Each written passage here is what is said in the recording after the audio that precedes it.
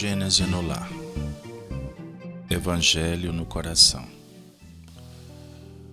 Com muita alegria abrimos o mês de setembro. Dia 1º, nos aproximando do início da primavera na nossa região. Que Deus nos abençoe. Que os bons espíritos nos auxiliem. Que Jesus esteja conosco. O Evangelho da manhã, prece por alguém na aflição. Estamos abrindo o Evangelho segundo o Espiritismo no seu capítulo 28, Preces Espíritas. No item 3, preces por outrem, por alguém que esteja em aflição. Deus, de infinita bondade, digna-te de suavizar o amargor da posição em que se encontram os sofredores, se assim for da tua vontade. Bons espíritos, em nome de Deus Todo-Poderoso, eu vos suplico que os assistais nas suas aflições. Se no seu interesse elas lhe não puderem ser poupadas, fazei compreenda que são necessárias ao progresso. Dai-lhes confiança em Deus e no futuro,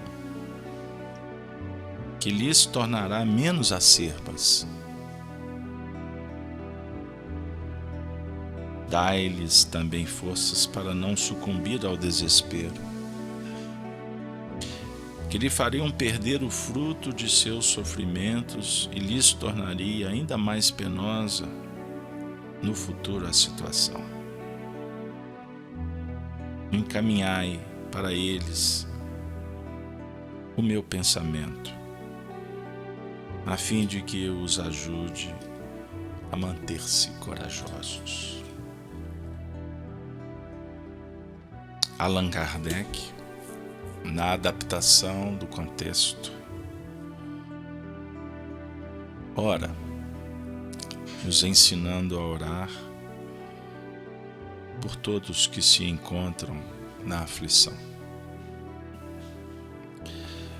Uma oração lúcida, objetiva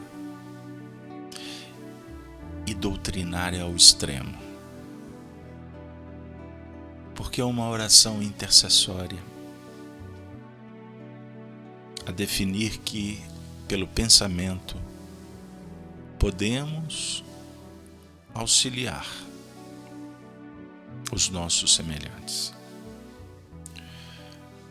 principalmente sobre o ponto de vista de minimizar aflições,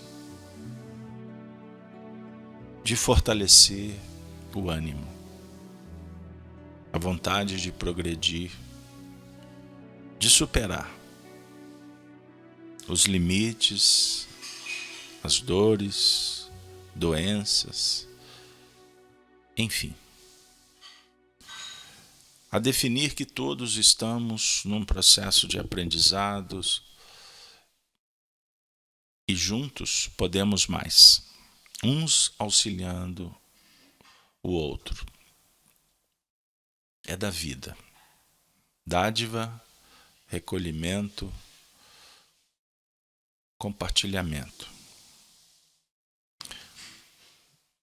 Allan Kardec nos ensina o motivo de orar desta maneira. Então, no item 42, Kardec explica assim: se é do interesse do aflito que a sua prova prossiga, ela não será abreviada a nosso pedido. A primeira frase da explicação já dá o tom a definir que a vontade do indivíduo sempre será a que prepondera, em se comparando com a vontade do próximo. Nós podemos influenciar, mas as escolhas são de cada um. E no caso, por que Kardec fala sobre o interesse do aflito que a sua prova prossiga? Uma reflexão que pode abrir várias possibilidades. Uma delas que o indivíduo não quer. Ele faz questão de se manter naquela condição. Da enfermidade, quando alguém não está disposto a ouvir um conselho, não adianta. Isso pode se dar ao nível da rebeldia, como, por exemplo, o indivíduo escolhe a prova e não abre mão dela. Um exemplo, o indivíduo está passando por uma dificuldade, alguém chega assim, vamos amenizar, e ele fala, não, eu preciso. É uma escolha aqui consciente e possivelmente muito responsável. Então, o interesse verdadeiro tem a ver com a essência da vida, com o entendimento, com a posição. Então, se é do interesse do aflito que a sua prova prossiga, ela não será abreviada pelo pedido de outrem. Abre muitos ângulos. Eu apenas dei um exemplo. Mas ato de impiedade, ou fora um ato de impiedade, desanimarmos por não ter sido satisfeita a nossa súplica. Essa frase também sugere outra abertura. Não podemos desanimar por ter pedido e não ter sido atendido nesse ou naquele quesito. Porque, diga-se de passagem, o ato de suplicar já é um movimento bendito, independente do resultado. Nós estaremos arregimentando forças, sensibilidade para pedir. Ou seja, para orar você tem que se elevar. Então a oração por si só, ela já traz muitos benefícios. Aliás, em falta de cessação da prova, podemos esperar qualquer consolação que lhe mitigue o amargor. Olha que interessante. A gente pode não ter aquele resultado esperado, mas os benefícios, eles são inequívocos. Só de mitigar, só diminuir a dor, já está, sem dúvida alguma, definindo eficiência e um resultado. Eu me recordo dos nossos estudos, há muitos anos, certa feita, participando de um curso de passe. Aí o Honório sempre fazia os temas utilizando passagens do Evangelho. E aí ele tirava o espiritismo da passagem. Então, quando orarmos, nos preparando para aplicar um recurso magnético num semelhante, num enfermo, que a nossa oração seja elevada à cota da responsabilidade, do livre-arbítrio e da resignação obediente. Senhor, ofereça o melhor para este companheiro, mas conforme a sua vontade, não a minha. Porque nós, com a nossa vontade, podemos influenciar a vontade do enfermo. Imagine se a nossa ideia não seja a mais apropriada. Então nós podemos contribuir de uma forma complicada no processo. Eu vou dar um exemplo. Você estende as mãos e diz assim: Senhor, cure o indivíduo.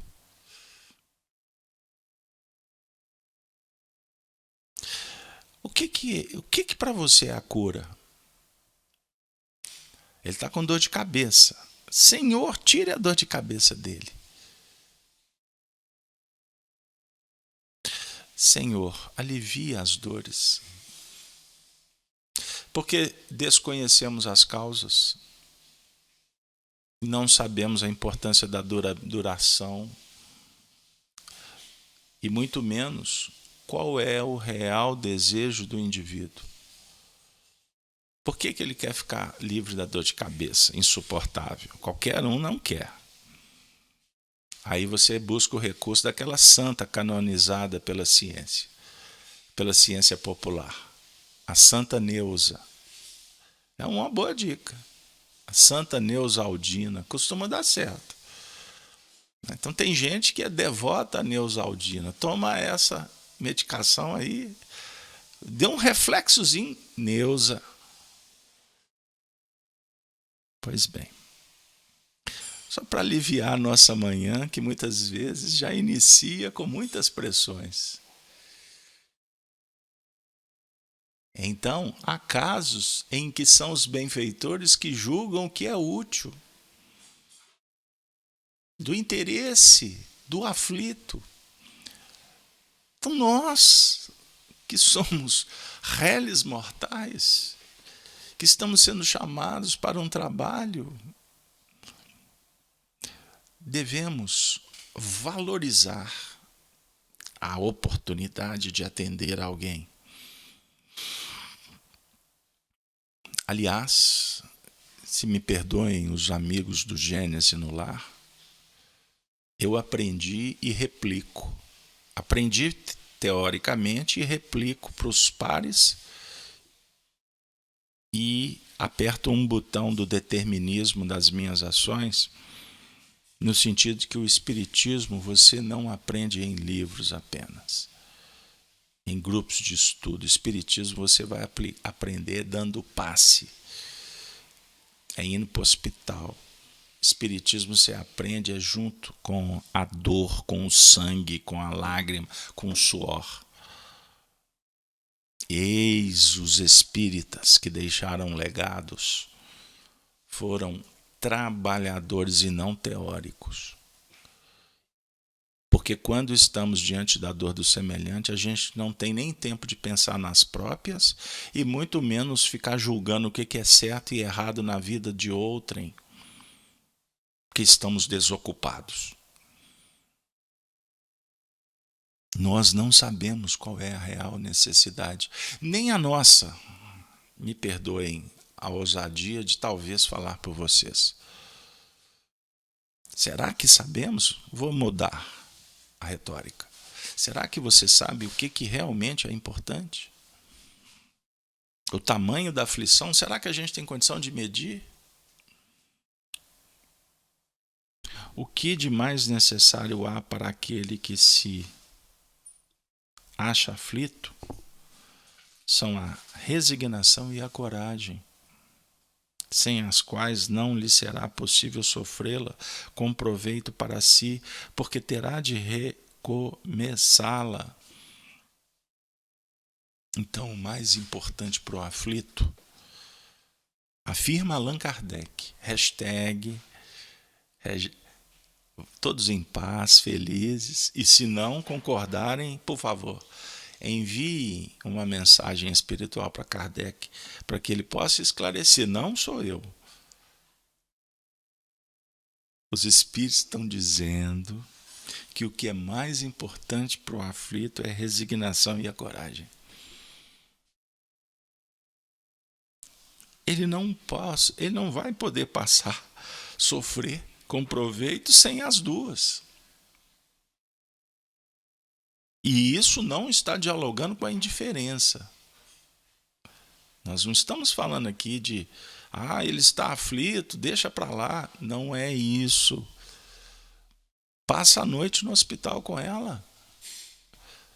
E passe a noite dando um passe magnético para que ela tenha forças. Ofereça os fluidos salutares. Mas, acima de tudo, converse com ela sobre as passagens do Evangelho. Relembre como Jesus seguiu resignado e com coragem na direção dos testemunhos. Isso dá ânimo, isso dá consolo, isso dá esperança. Você já dialogou com alguém que sabe que vai desencarnar? Você já teve essa oportunidade? Eu já acompanhei vários desencarnantes. Vivi experiências inesquecíveis. Já auxiliei induzindo as pessoas a se desligarem. Esse momento é o instante da coragem, do desprendimento, que o indivíduo busca no fundo a força para passar com equilíbrio. É um momento de você apresentar o mundo espiritual para o sofredor como uma passagem bendita e não como um lugar que lhe traga desconforto, medo. É, pois, para esse objetivo que nos cumpre, sobretudo, orientar os nossos esforços, quer pedindo-lhe venham em auxílio os bons espíritos, quer levantando-lhe o moral por meio de conselhos e encorajamentos, quer, enfim, assistindo-o materialmente, se for possível. A prece, nesse caso, pode também ser efeito direto, dirigindo sobre a pessoa por quem é feita uma corrente fluídica, com o intento de lhe fortalecer o moral. O nosso coração fica sensibilizado, porque naturalmente a memória sempre acionada vai apresentar experiências inesquecíveis sobre o ponto de vista do socorro prestado, do socorro recebido. Recordo-me, com data vênia, um caso pessoal, que estava retornando de uma cirurgia. Almas frágeis, qualquer cirurgia é sinônimo de desespero, no meu caso. E a reação não estava muito boa. Naquele momento a aflição surgiu, a enfermeira do meu lado segurando a minha mão, e ela falou assim, calma. Aí eu disse, como ter calma nessa hora? Aí ela disse, basta ter fé. Aí eu me lembrei que era espírita.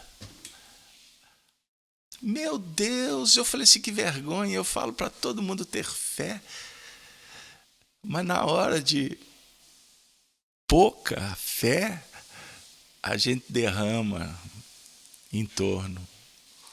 E aí, ela bendita começou a fazer uns afagos, aí eu fiquei todo sensível. Naquele momento, eu vi na cabeceira ou do leito a figura luminosa do nosso querido Bezerra de Menezes. que eu tinha invocado nas minhas preces, antes de começar o procedimento. Ele sorriu e disse assim: eu vim aqui para te dizer para que você confie na enfermeira, porque ela é a sacerdotisa de Jesus. Eu queria era ele. E ele disse: é ela. Sumiu da minha tela mental. Não tinha outra opção. É uma brincadeira. Ela segurou na minha mão e naquele momento eu vi que ela era evangélica. E ela estava orando ao modo, ao hábito, à crença que ela possui. E eu passei a ouvir a oração, que independente do credo, do jeito, é força do pensamento, é o sentimento que condecora o orador, foi o suficiente para diminuir a minha dor. Naquele desespero, num pleno ardor, a força do amor anestesiou. E eu adormeci para acordar muito tempo depois, envolvido pelas bênçãos da paz. Desculpem a experiência pessoal, que não pode substituir os ensinamentos dos autores maiores. Mas com eles, com todos que estão conosco, nesta manhã, o nosso benfeitor Bezerra de Menezes nos inspira a orar sempre pelos que sofrem. Independente se sabemos ou não das causas, dos efeitos, aonde estivermos, ao recordar, ore. Se é ao lado, não só ore, segure nas mãos, ministre o passe. Se estás à distância, não esqueças que podes transportar-te em espírito para junto de um leito e levar a mensagem da esperança, do fortalecimento da coragem e da fé. Que Jesus possa nos abençoar, nos inspirar, para que a gente aprenda o que fazer. Por certa, a oração é a chancela, é o toque, a dica. O espírito Meimei, no dia 10 de junho de 1954, como narra Arnaldo Rocha, no livro Instruções Psicofônicas, narra a visita desta carinhosa benfeitora nas atividades. Ao final de uma reunião de pronto atendimento aos sofredores, e através da psicofonia de Francisco Cândido Xavier, Meimei trouxe uma notícia especial que encaixa perfeitamente na nossa reflexão, intitulada Melodia do Silêncio. Amiga, amigo, repara a melodia do silêncio nas criações divinas. No céu, tudo é harmonia, sem ostentação de força. O sol brilhando sem ruído, os mundos em movimento sem desordem. As constelações refulgindo sem ofuscar-nos. E na terra, tudo assinala a música do silêncio, exaltando o amor infinito de Deus. a semente germinando sem bulício, a árvore ferida, preparando sem revolta o fruto que te alimenta. A água que hoje se oculta no coração da fonte, para dessedentar-te amanhã. O metal que se deixa plasmar no fogo vivo, para ser-te mais útil. O vaso que te obedece, sem refutar-te as ordens. Que palavras articuladas lhes definiriam a grandeza? É por isso que o Senhor também nos socorre. Através das circunstâncias que não falam por intermédio do tempo. O sábio mudo. Não quebres a melodia do silêncio, onde tua frase soaria em desacordo com a lei de amor que nos governa o caminho. Admira cada estrela na luz que lhe é própria. Aproveita cada ribeiro em seu nível.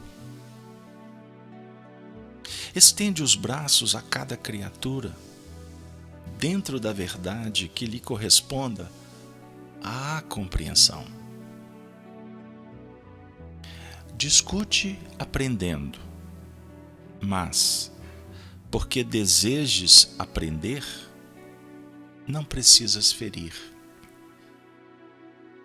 Fala auxiliando, mas não te antecipes ao juízo superior. Veiculando o verbo, à maneira do azorrague inconsciente e impiedoso. Não saiba tua mão esquerda o que deu à direita. Diz-no o Senhor. Auxilia sem barulho onde passes.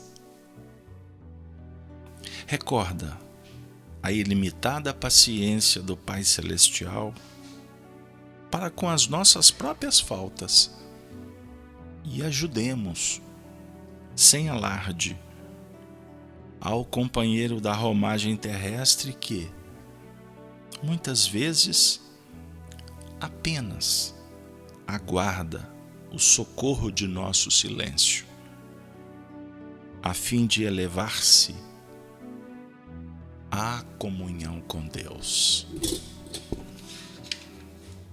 Entoemos, queridas amigas, senhoras,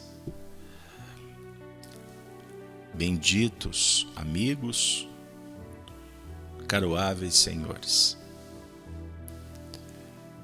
a cantiga das bênçãos através das palavras sacrossantas do Evangelho. Sejamos artífices de uma nova composição que enriqueça, que sublime, que pacifique e que liberte para a glória imortal. Avancemos juntos, segurando a mão daquele que é o nosso guia verdadeiro, Jesus Cristo.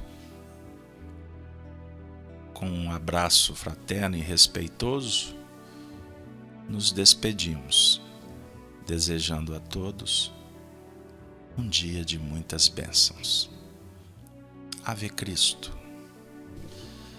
É assim que temos aprendido com os cristãos dos primeiros tempos, que viemos aqui apenas dar notícia do silêncio, da imponência, do glamour, da humildade incompreendida por nós humanos. estando na terra ou ainda no mundo espiritual. Eles se apagam para que o eu tenha um pouco de vaidade e acredite que é o prodigalizador. Mas, na verdade, nós somos apenas instrumentos. Que estes sejam afinados pelo sacrifício, pelo estudo, pela devoção. Porque gradativamente, compondo uma orquestra, estando unidos pela fraternidade, nós poderemos contribuir para um mundo melhor, que começa no domínio do próprio coração. Com muita alegria, nos despedimos. Ave Cristo, Ave Cristo.